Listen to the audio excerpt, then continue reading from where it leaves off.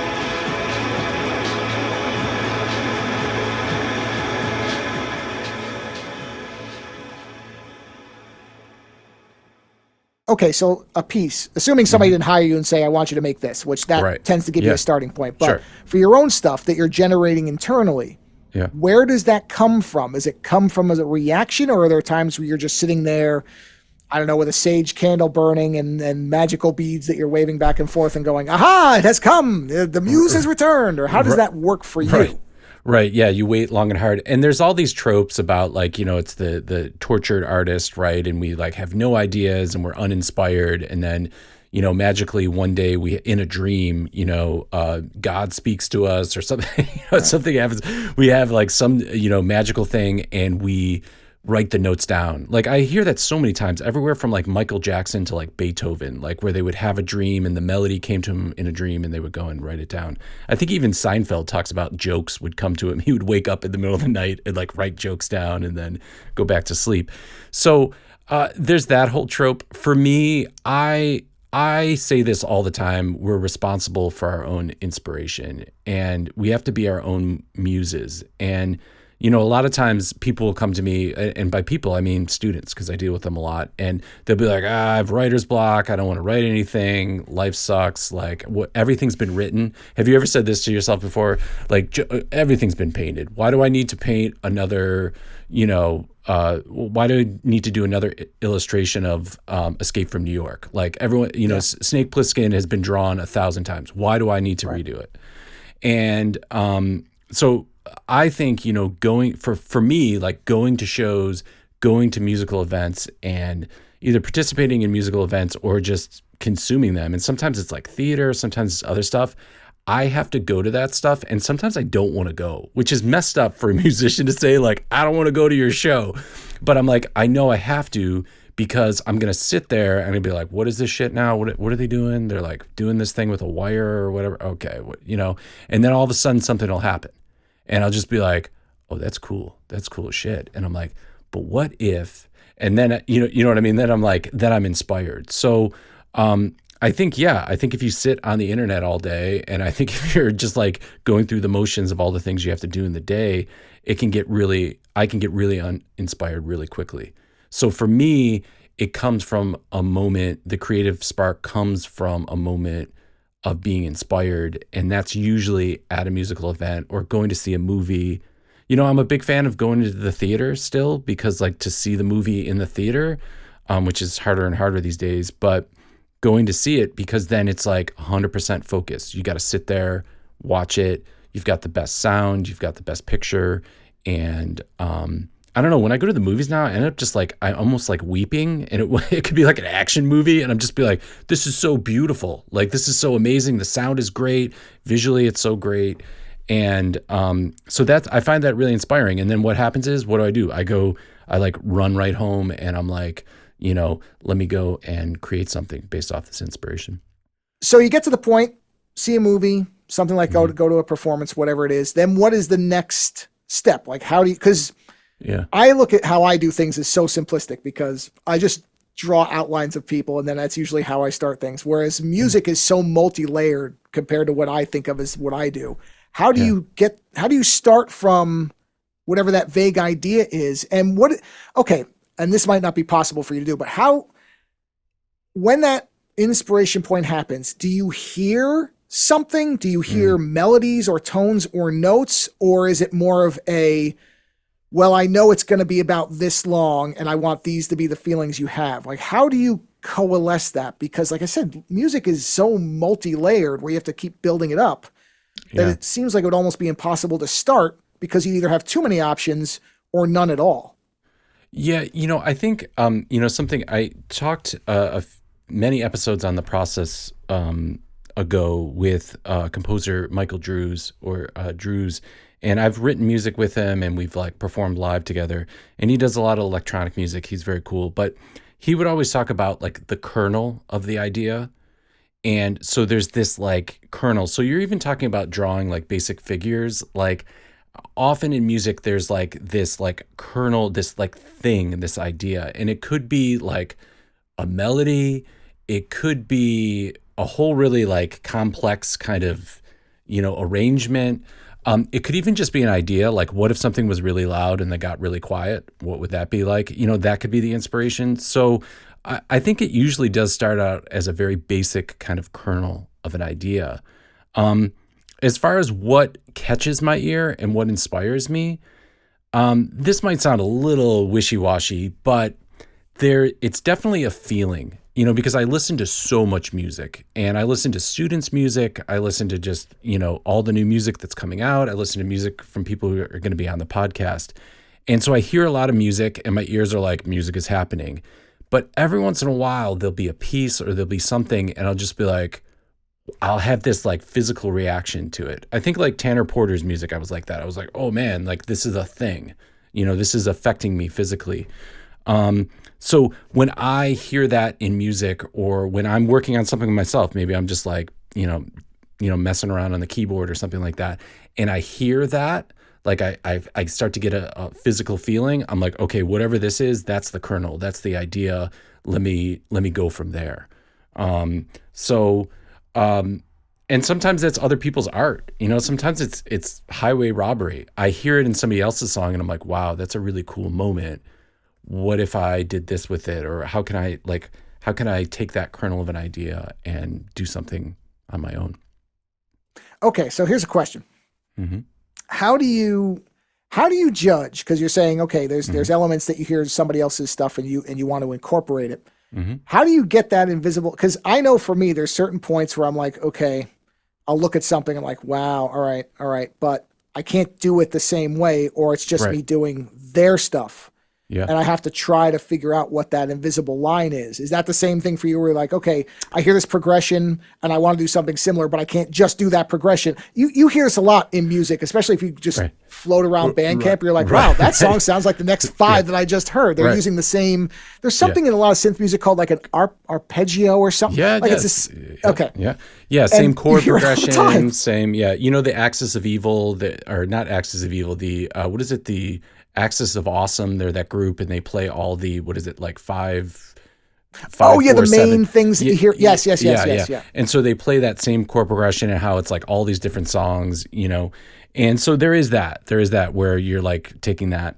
As far as like taking other people's ideas, I feel like I'm twofold about it. I'm confident that I can do it better, but I'm also I'm so limited that even if I tried to steal somebody else's idea, there's no way I'm going to be able to replicate what they did because I can't translate it that well. So it's kind of this weird, like, I'm like overconfident and then also like self-deprecating because I'm just like, okay, like that's a great idea. I could do it better. But when I translate it, I'm going to mutilate this thing. I'm not going to be able to, take it. I hear stories about like people were able to like dismantle entire refrigerators and then like put them back together or whatever. Like these people who are like really technical. I think they call them engineers, but they can do that. That's the term, yes. Yeah. So I'm like that, but I'm like a bad engineer. So I'll take somebody's idea that's a fridge and be like, I can make a better fridge. And I take it apart and then I'm like, oh shit, where does this go? And where does this go? Well, let me put it here. Let me put it there. So whatever, I feel like it's a great thing to take other people's ideas because I think what happens is in that translation process, it's never going to be the same thing that they did. And sometimes it's even perspective because I might be taking something from a different community or a different style of music that I'm not like a community member of. So if I'm taking it and interpreting it, then I'm going to focus on different things. I might be like really interested in the kick or like the beat of it, where in the original music genre, it's all about the vocals, or it's all about the, the lyrics or the words. So I think that's great. I think it's great to kind of try to do something else somebody does better. And I don't mean like a cover song, you know what I mean? Or like a reboot, considering we're in reboot culture. It's more of like, oh, this idea of something being really loud and then really soft. Like, let me try doing that. And it's like, oh, well, mine sucks. But hey, it's kind of cool in this other way, So I don't get hung up on that. I don't get hung up on, am I stealing? Is it going to be just a bad facsimile? I think it'll be inherently my own thing.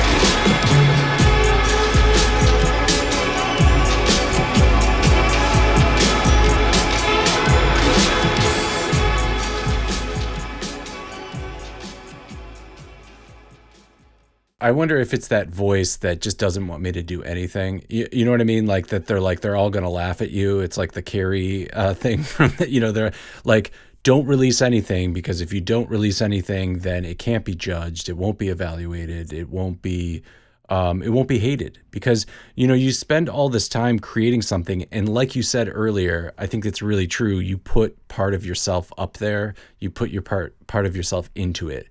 And it would suck if you present yourself to the world in this piece of art and they're like, I don't like you,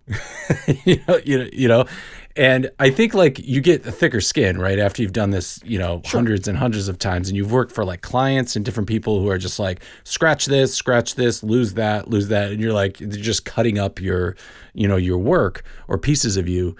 You get a thicker skin, but I think that's always in the back of my mind. I'm always kind of like scared shitless that like, this is not going to be good and it's going to be judged. And you'd think that would leave you after getting paid to do something, or after doing, hundreds of projects, you would think that leaves you, but I don't think it does. And so what I try to do, because I work with a lot of students and I work with a lot of artists who are saying like, you know what, let's scrap the whole thing. I don't like any of this. Let's redo it. Let's push the timeline back 6 months so we can re-record everything and redo everything. And I, like, when I'm in the producer role, I have to like kind of interpret saying like, yeah, is this really bad? Like, do we need to redo it all? Or is this just the person having that creator's fear? Which, by the way, I think the best solution to fix the creator's a fear is to just have a deadline and say, well, I'm sorry you don't like it. I'm sorry you want to redo it, but deadline's tomorrow. Show must go on. Well, there's a couple of aspects to that. One is there's two different things, at least for me. I compartmentalize things two different ways. If it's something I'm just working on for myself, I have far more attention to what the reaction will be. If it's something somebody's paying me for, which hasn't happened often, but it has happened, I can separate that and say, well, if they're telling me, okay, cut this entire thing off and redo it, they see something that they want me to do a different way. And as long as they're paying me and they want it that way, if I can deliver that, that's for them the best version of it I can do. So I really don't care if I think it's the right way, because I've seen plenty of really bad stuff that people have clearly paid for. But to the people who paid for it, they see something in it. Wanted. Yeah, I can't tell them that they're wrong. For them, that's the Picasso. That's the, whatever they wanted it to be. And then on the other side, yes, the stuff you do as personal projects, that's the stuff I would say I'm the most fearful of, because there is nobody directing me. So if everybody hates it, then clearly my thought was completely wrong. But the thing that refutes that, at least in my experience or in my particular case, was I just started putting all the stuff on Behance, the Adobe portfolio site for visual stuff. I've told the story before, I'm sure. I just started dumping stuff on there just because, okay, somebody will see it. And if anybody sees it and likes it, there's a value in that. I don't care whether they're paying me or not. They got something out of it. And I got the highest paid gig I've ever gotten off because somebody randomly saw it. So even if you think all your stuff is terrible, I'm not saying put out stuff you didn't work very hard on. You should have some type of integrity in your work. I mean, yes. But the reality is, it's a world full of a lot of diverse and different and weird and wild people. 100,000 people think your work's shit, but 100 think it's the best thing they've ever seen. Those 100 are the ones that matter. That's the other 100,000, they might like eating sandwiches that are 2 pieces of moldy bread with shit in the middle. Do you really value that opinion? Or bread and butter and coffee, a hard roll and coffee. A hard roll, man. If you're into the hard roll and people say, yep, I like a hard roll, then that's your people. Came to the right place. Yeah. And that's where you were talking about like using Zoom for all this stuff. Yeah. I'm still very optimistic about the internet and everything else because it allows people to find all this stuff. You can find Patreon is one of these things that I'm waiting for it to get ruined because so many people who would never have been able to survive on their creative works can survive because of that. That's why I'm like, when is it going to get ruined? Because they always ruin it. Yeah. But that didn't exist when we were younger. There was no Patreon. You had to hope that somebody was going to pay for your work. And that was real hit or miss. You know, I think when we first talked, I remember all these people I went to school with who were way better artists than I was in terms of their actual raw talent that couldn't get work doing anything. And they end up doing jobs that are utterly non-creative. I'm sure they get paid well. Yeah. And that's not nothing. You know, you have to be able to afford medicine in the United States. Yeah. So it's valuable. But am I sure that there's a part of them that sits there and is crushed by the fact that they can't make any, or don't see that nobody's seeing value in their work, even though their work has value? That's two different things that will conflict inside your gut. Is my work has value, yet no one values my work. That is the worst. Just bump the mic. Sorry. That is the worst part of how creativity is viewed. Is it was already devalued before people thought it was so easy, and everybody just thinks it's so easy, and it's like, it's not easy. You live and die by each of these creative works. And for people to be like, it's like, you know, if you have a garage sale, and you put $5 on something that cost you $1,000, and somebody's like, will you take $1? And you're like, it's $5. Yeah. You can't give me $5. You know that thing's good. As you're giving it away, you have all the memories of the great times you had with the people in your life with that object, and you're like, I bought it for $1,000, but it's worth $10,000 in my emotional value. But they're like, yeah, can I just get that for 50 free? Cents? Yeah. But that's creative works. Is people wanting to give you 50 cents for something that's worth $1,000, and that's the struggle of it. So. And I think that's the thing about AI. I think that's what gets people fired up, is that the special part of creating. So it's like, okay, I can't make any money doing this, or I can't make a lot, or it's really competitive and I have to be really cutthroat to kind of get these creative jobs, you know, it's a zero-sum game from other people. You know, I have to form a community and work with other people that will help sustain me. But so I don't really have that sole thing, but I still have the creative process itself. And I'm like, thank goodness. So I still have that, and that's the value. But so then when AI is suggesting that it's going to take that uniqueness or that special process away or make it, then what will I have left? You know?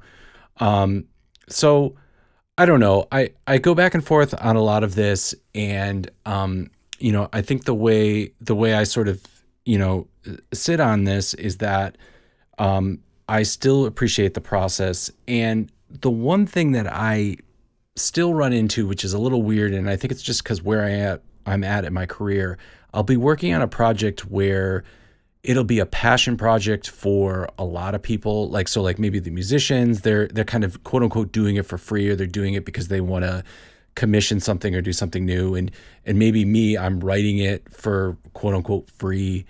But then there'll be somebody who's doing the video or doing some component of it, and they need to get paid.